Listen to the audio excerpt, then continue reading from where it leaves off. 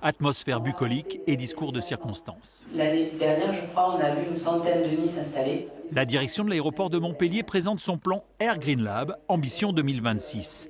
L'aéroport certifié ISO 14001 souhaite prouver qu'en matière d'environnement, il n'a attendu personne avec comme objectif principal la neutralité carbone en 2030. Et pour cela, direction le terrain et ses 470 hectares d'emprise. On va même être de moins en moins polluants, nous, les aéroports, les compagnies aériennes et les constructeurs, en recherchant quand même, parce que c'est notre job, un développement du nombre de passagers, un développement des destinations, mais en intégrant, comme on le fait depuis bien longtemps, bien avant ces 2 années de bashing, en intégrant la donnée environnementale.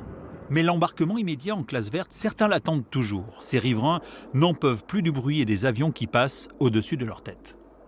C'est inadmissible d'orienter volontairement des décollages nord-est vers les zones urbaines, alors qu'on a des zones agricoles et forestières qui sont à disposition. Le bruit, un casse-tête pour l'aéroport de Montpellier et les riverains.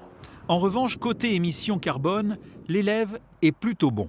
Acquisition de véhicules électriques, production d'énergie propre, et ce grâce à une centrale photovoltaïque. Avec les accords de Paris, on a tous un engagement d'être zéro carbone net en 2050. Nous, on s'est fixé un objectif de neutralité carbone pour 2030, de diminuer nos émissions d'ici 2026.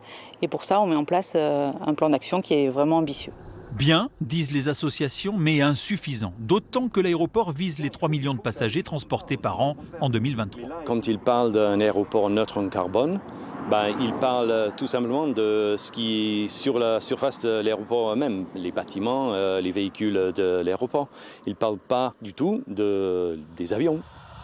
Tordre le cou au mauvais coucheur et montrer que l'avion et l'environnement sont deux choses qui vont très bien ensemble, ce n'est pas gagné.